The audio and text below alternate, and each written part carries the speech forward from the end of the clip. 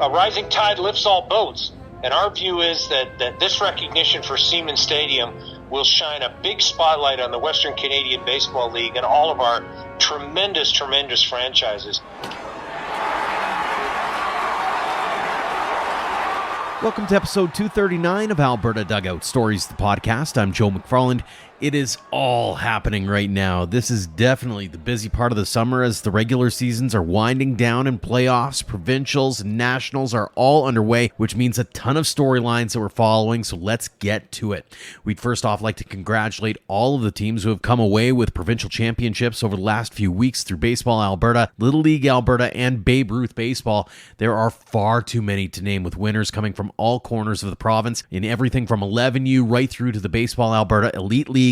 A tip of the cap to all the teams on playing some great baseball, and to all of the hosts for doing such a great job of welcoming the province to your communities. On the national stage, there has been plenty to cheer for. Lethbridge did a great job hosting the Junior Little League Championships recently, which Quebec won. St. Albert Softball Little League won nationals and represented Canada at the World Series event in Greenville, North Carolina, going 0-2. And Calgary Softball Little League also went to the World Series in Lower Sussex, Delaware, where they went 1-4. Meantime, the Little League World Series is slated for August 16th to 27th in Williamsport, Pennsylvania.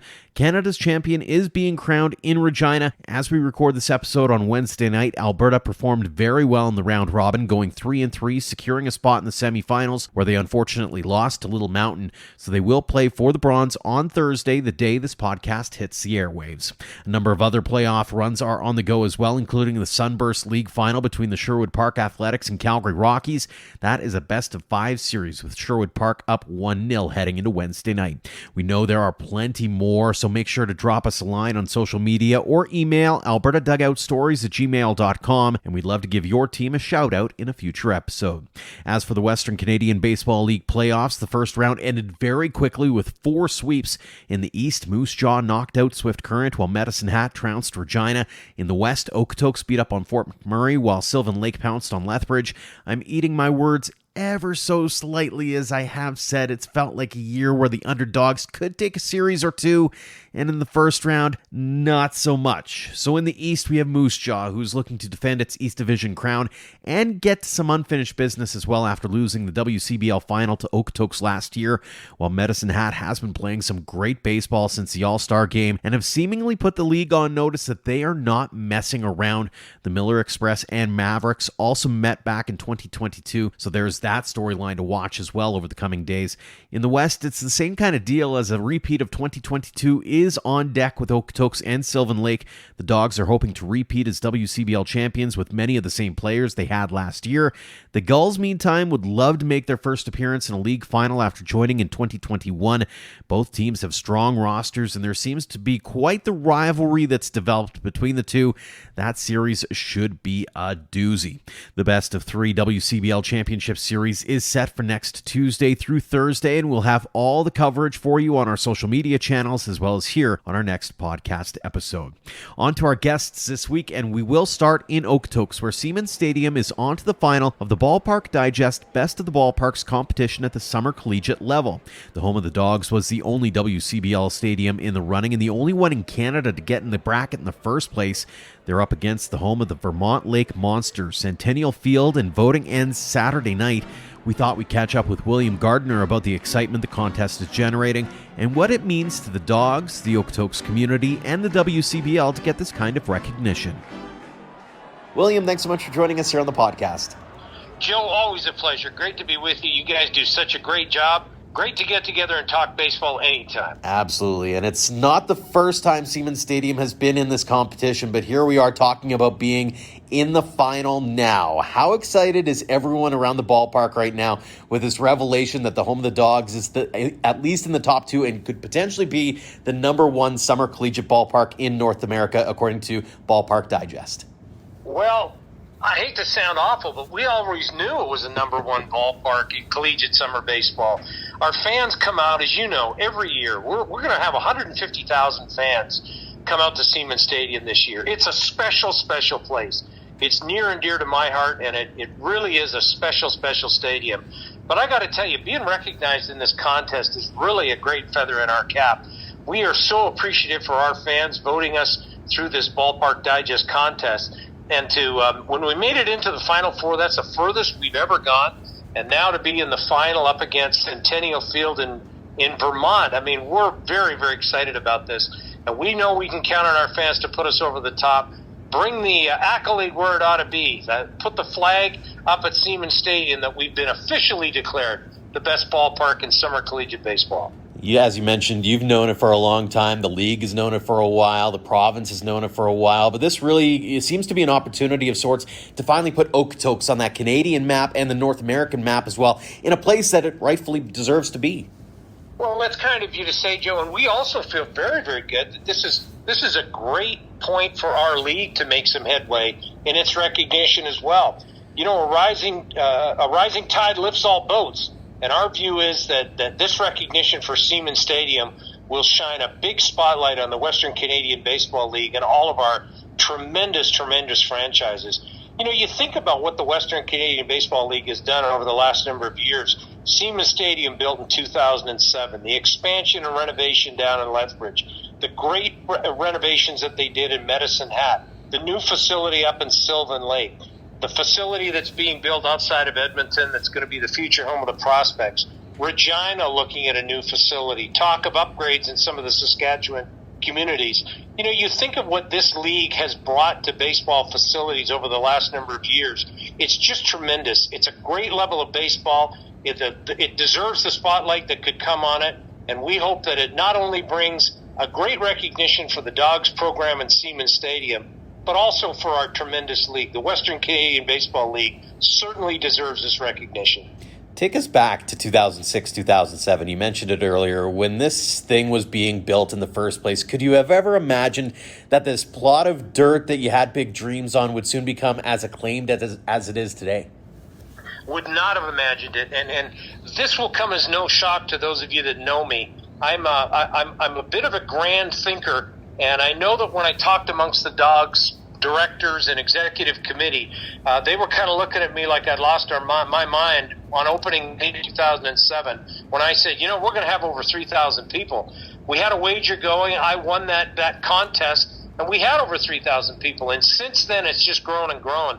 But this is so far expanded beyond even my lofty expectations of what I hoped and thought it could be.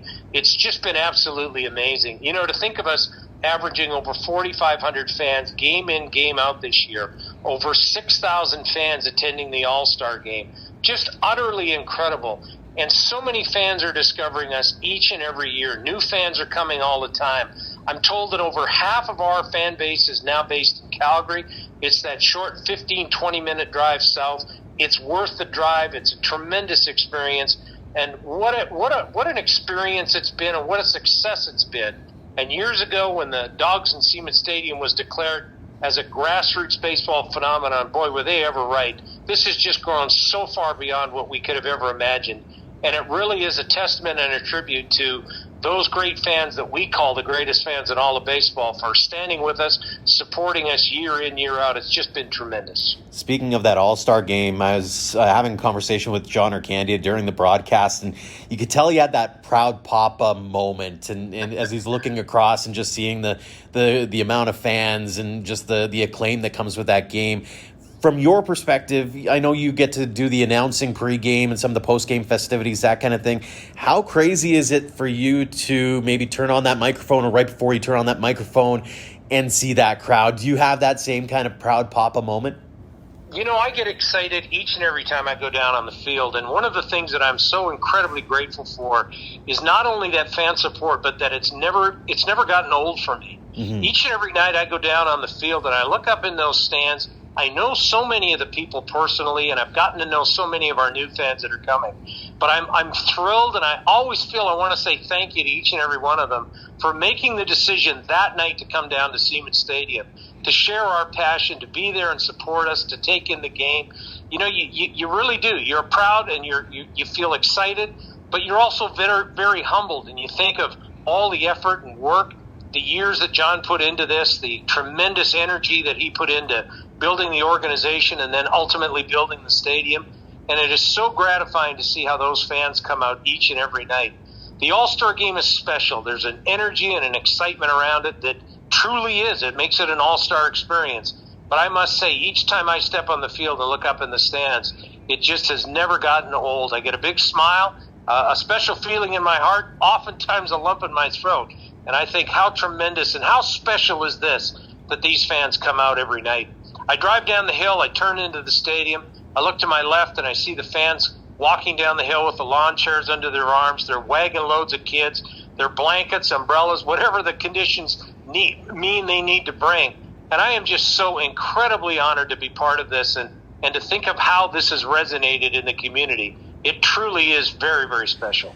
I'm going to get to the community part in a second. I want to touch on something, though. How important has it been to not rest on your laurels through this process as well over the last almost 20 years now? You think about where this program has been and that, and it could have been really easy, say, in 2012 or 2013 to say, okay, we've hit our benchmark, we're good to go, but instead you're continuing to find new ways of innovating and new ways of building into that facility and really making it better and better every year.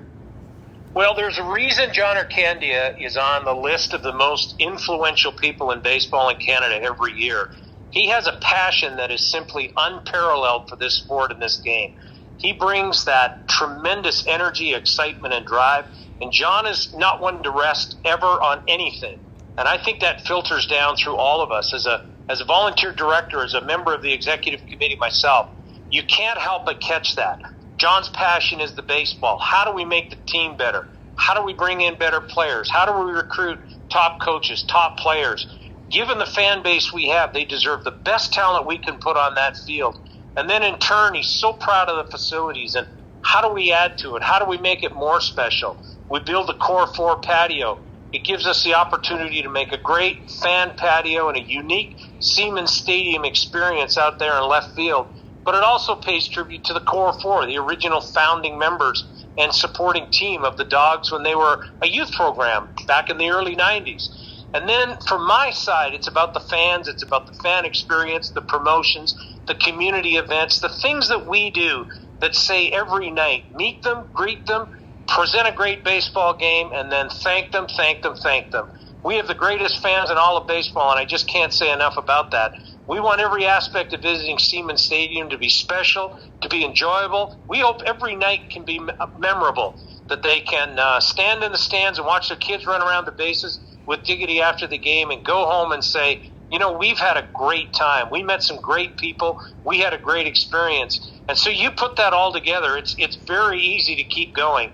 We've got exciting plans, things that we'd like to continue to do to the stadium to keep it fresh, things that we continue to like to do to our fan day experience to make it exciting and fresh and wonderful and special. So we never sit back and we never rest. We're always looking ahead. And when you're excited about something and you're passionate about something, it's awfully easy to do that. I remember years and years ago attending a baseball conference, and they were warning us, you know, the stadium is new in 2007. And you'll go along for about 3 to 5 years. People will like that it's new. They'll want to come. They'll want to experience. And then your attendance is going to start to slip. And then you're going to have to find a way to draw them back in, change things up, new promotions, new excitement, reach out to a whole new fan base. Sponsorship will wane. And then, you know, these ebbs and flows and ups and downs. And I just think it's a testament to our fans, our community, the baseball loyalists in the area, that we have never once gone backwards in our attendance, our support. Every year simply sets the stage for a new record and what's to come the year following. So it really has been tremendous to share this journey, not only as an organization, but with the greatest fans in all of baseball. We've talked a little bit about the effect of a competition like this on the Dawgs organization. We've talked about it from a WCBL perspective as well. But it'd be something else for the community as well. It puts Okotoks on the map, I think, in my humble opinion anyways. When you think about that aspect of things, and I know that the whether it's just Okotoks minor ball as an example, there's a huge element of community attached to everything you do, and this feels like a bit of validation for that as well, doesn't it? We feel the same way. You know, our first year in Okotoks, when we were opening the gates for the first time, would the fans come out? They started to support it and enjoy it, and it started to build. You saw support in Okotoks minor baseball over the next years literally explode. Their numbers just increased, doubled, and tripled. And it's just been amazing to see what's happened at that level. And then as the fan base grew and people were coming, they naturally brought friends and brought family. And we started to feel that the community was very, very proud of what this was. I can't tell you how many times I've been visiting the stadium and people will drive up and say, family is here. First stop in Okotoks is Seaman Stadium. We wanted to see them to see this great ballpark that we have in our community. And literally every day over the summer, somebody will come driving in and say, I'm passing through. I've heard about the stadium. I want to see it. The people in Okotoks take a great deal of pride in that stadium. And something very, very special was said to me, and it was said in the first year of Seaman Stadium being opened by none other than Don Seaman himself. And he complimented us on an organization by saying, you've made these people feel that this stadium is theirs. And that's the absolute fact. That's exactly what we wanted them to feel. We didn't do anything for Okotoks. The opposite is true. They did everything for us. They provided us a home. They supported us all these years, and we're just so very, very proud.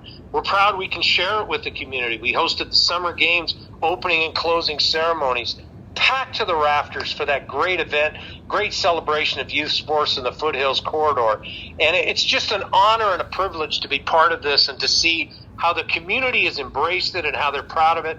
And so we really hope we can share the excitement of announcing that we've been recognized in the Ballpark Digest contest and put another feather in Okotoks' cap. They've earned it and deserve it, and we hope to be able to deliver that to them. It's got to be kind of a weird full circle moment for you too, right? Because you think back to 2007, you got those 5, 6, 7-year-old kids who are, the light is shining in their eyes, that kind of thing. And fast forward 20 years, and now they're the ones that are bringing their own kids to the stadium. Like, that's got to be pretty cool.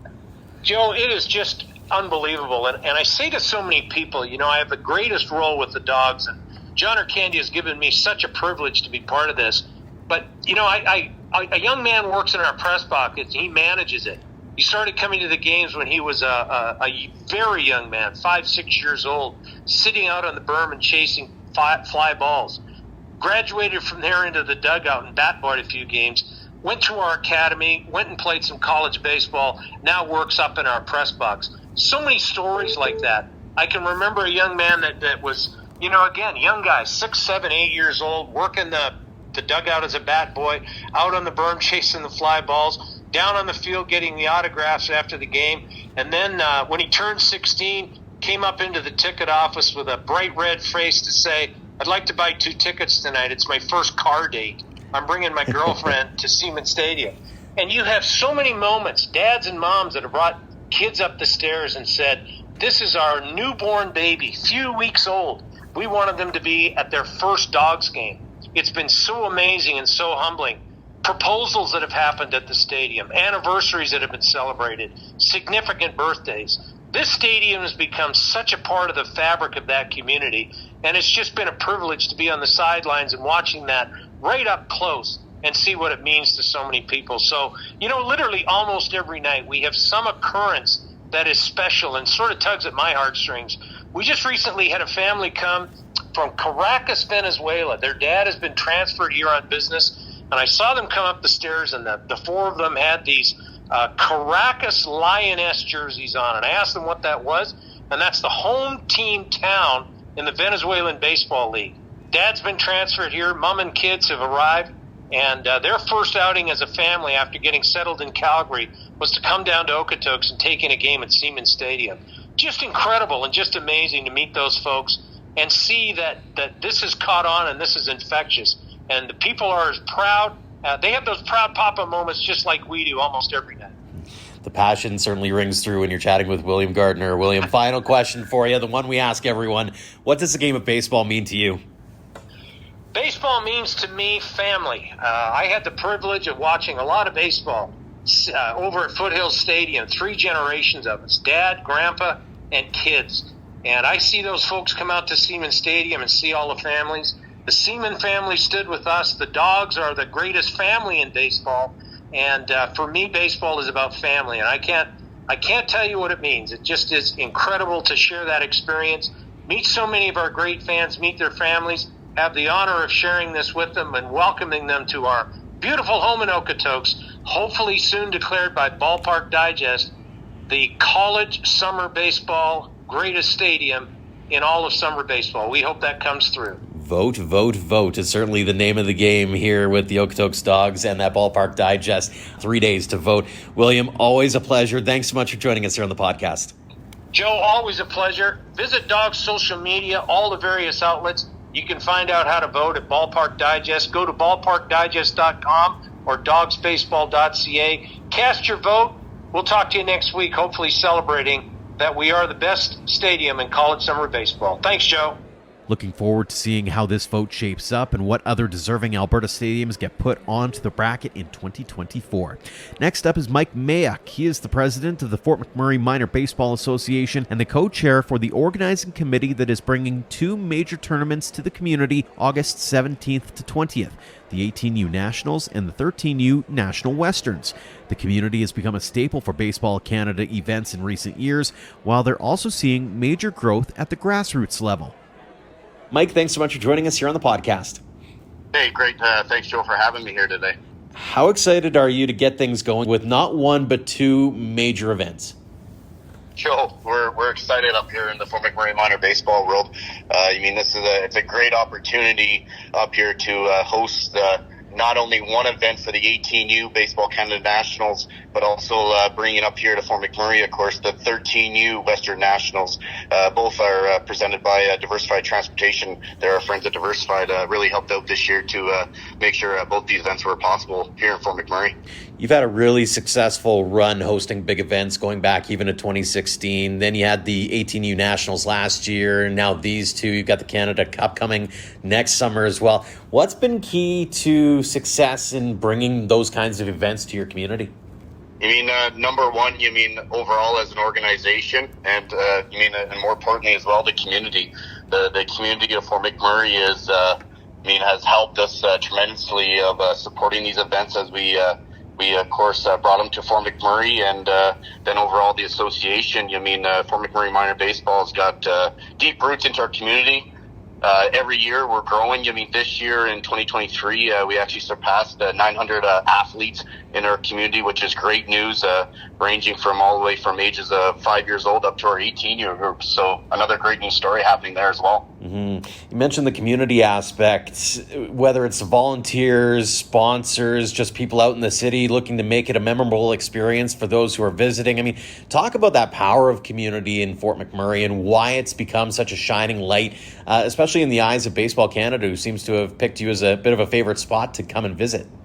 Yeah, as the community see the sports and recreation expand in Fort McMurray, baseball is a big part of everything that we do in the community. It's bringing families, it's bringing kids, it's bringing all people together. To get out and enjoy a hot dog at the field. And this year we're honored to host two events that'll be our two primary fields are right together at Legacy Dodge Field, which is great news for those families that are taking in the 13U event, and right after they can just jump right over into the 18U event. I know you've been involved with Fort McMurray Minor Baseball for quite some time here, and I know that there were some big plans heading into 2020, and then the world came to a stop, obviously, and put some of those plans on hold.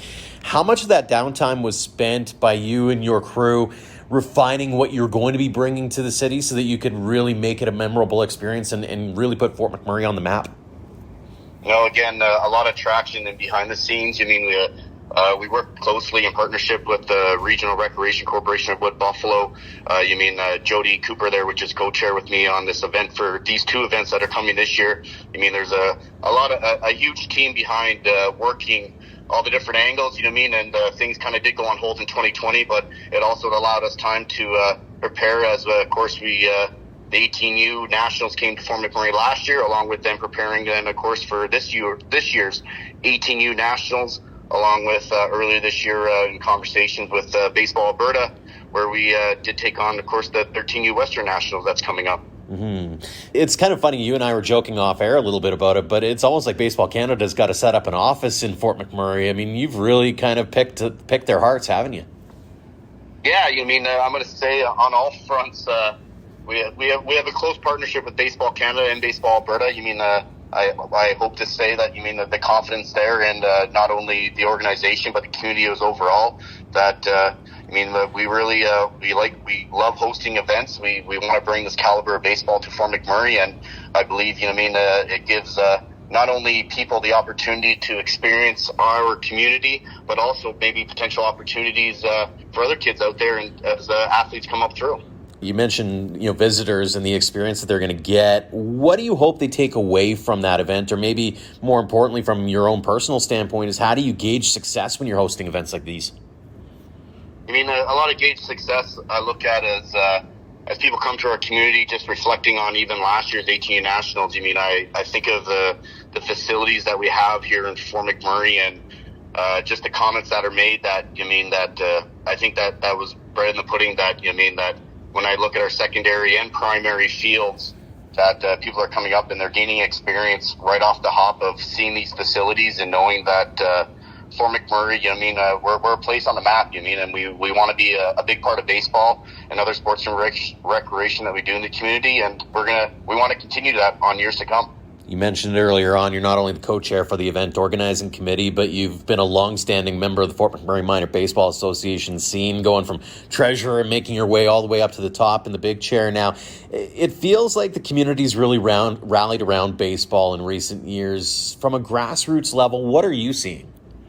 I mean, right from a grassroots level, we're seeing growth, of momentum of kids that want to get out earlier in the year. They want to play baseball. The sport has really grown in Fort McMurray. Right from the younger levels now growing up through to the older ages. It's great for the community to want to be involved, and it's great for baseball it's baseball in our community and overall Canada. As more kids want to get into the sport, and we want to help kids get into the sport of baseball. I always ask this of athletes because hockey and football always seem to be 1 and 2 in our province and in our country, and yet it seems like baseball is always growing leaps and bounds no matter where you look. So I'm curious, from a Fort McMurray perspective, what's been key to that growth? You mentioned 900 kids earlier. What's been key to that growth in your neck of the woods? I think that more kids want to get involved. More kids want to get out there. They love the sport, and they love the sport of baseball as they get more into the community. And we're seeing that through different even the outside camps that we run within minor baseball, starting up right from the spring. And we are going 365 days a year. So as we get ready to kick off our fall baseball program here in September, we shift to right indoors to a winter ball program that continues that growth. And getting kids involved in playing. I'm curious, how have the Giants contributed to that growth, having that Summer Collegiate team right in your own backyard? Yeah, Fort McMurray Minor Baseball. We worked very closely with the Fort McMurray Giants. Got Giant Eddie and the crew down there, including Andrew, very close. And putting off some camps that some of the minor baseball and baseball in general athletes are attending, along with even giving a few players. There are some players that are being affiliated down there and getting an experience of that college level baseball throughout the season, which is great. Mm-hmm. How cool has it been to see that growth lend itself to bigger accomplishments from athletes? We're seeing athletes get scholarship opportunities, for example, or they're playing on national teams in both the men's and women's baseball programs now, and they're all hailing from Fort McMurray or the Wood Buffalo regions now. What's that meant to you and the program to see that kind of growth where you're seeing some national recognition from an athletic perspective as well?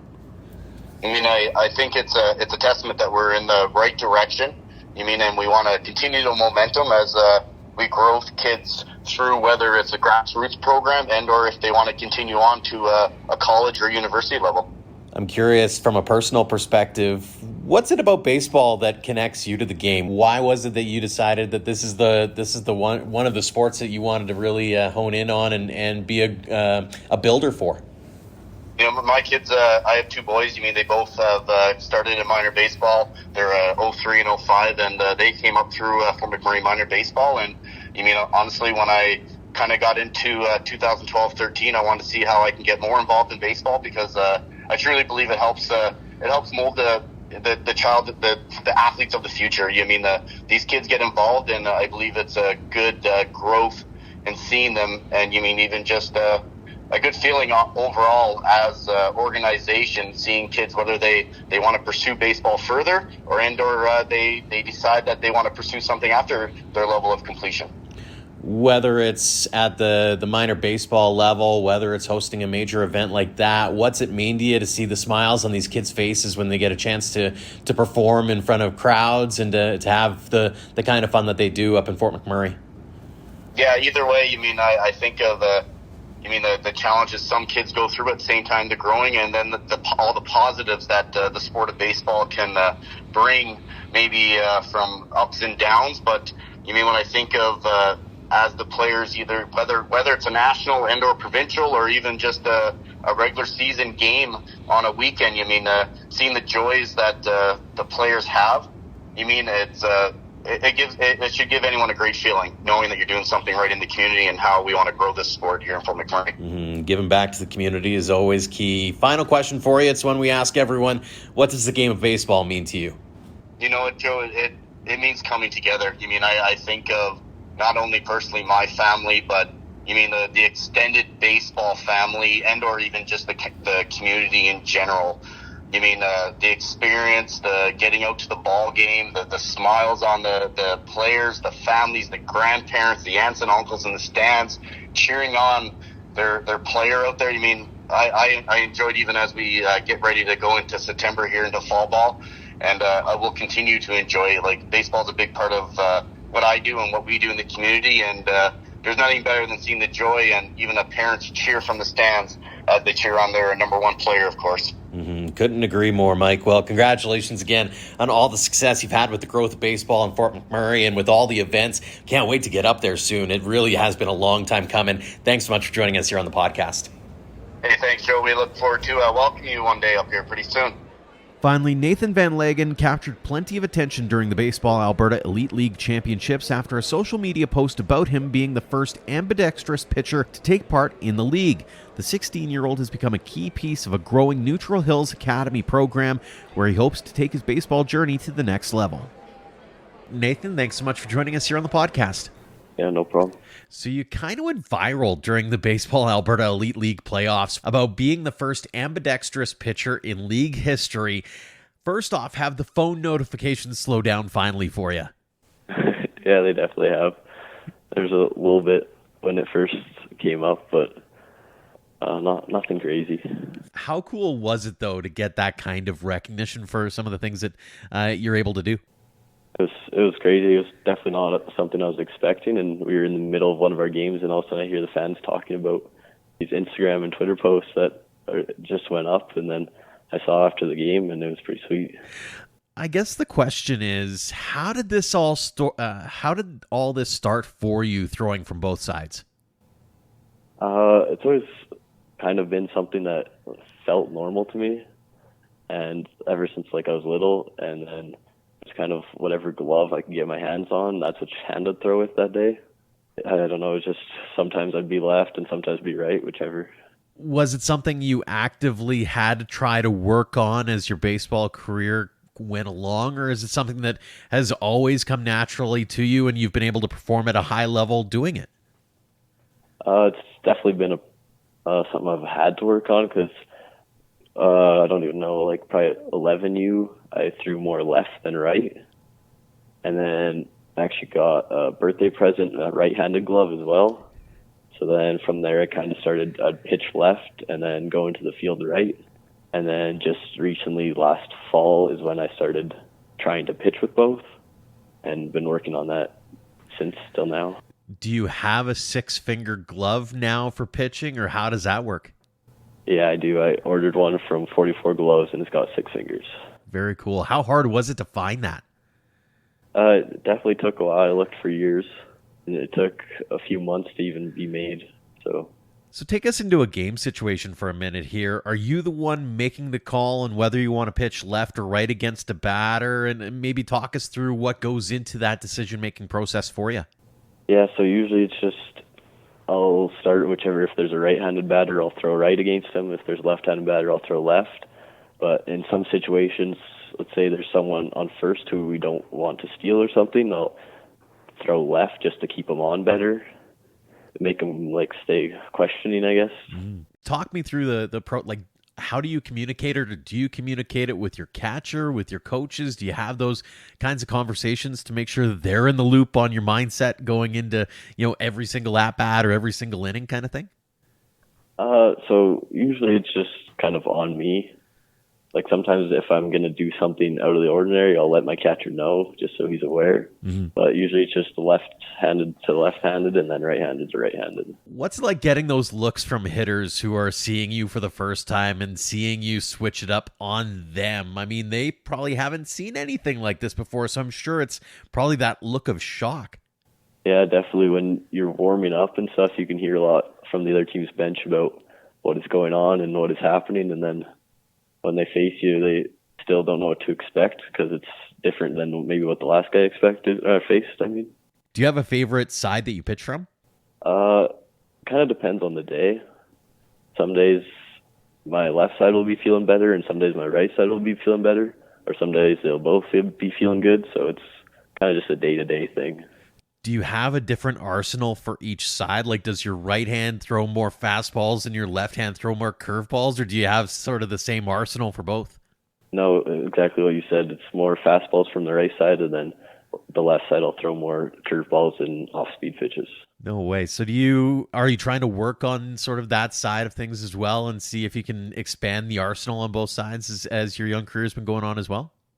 Oh, yeah, that's something we've done over the winter, and I plan to do again this winter for next summer season is expand more for the right side. Do you have to ice down both shoulders after a game, or how do you rehab after an outing where you've had to use both? Yeah, some days it's definitely icing both, and some days maybe it's just one that's a little sore if it threw more pitches with that one, but kind of depends. What's the reaction been like from your teammates? Because they've kind of have to adjust to you as well, especially in the field. Like they're sitting there thinking, okay, this guy's going to be trying to go, I'll say, throw an inside to hitters, for example, trying to get the pull. So how's their reaction been like? And even just in regular, normal conversation, are they kind of shocked by what they see on a day-to-day basis from you? Yeah, they're definitely, obviously something they've never seen before too, so they're a little doubtful, but at the end they kind of think it's cool and support it. And the last switch pitcher in the big leagues that I can think of is Pat Venditti. You and I were talking about this off air briefly. Did you ever look up to him at all, or was there anyone else that you saw do it and go, I could do that too?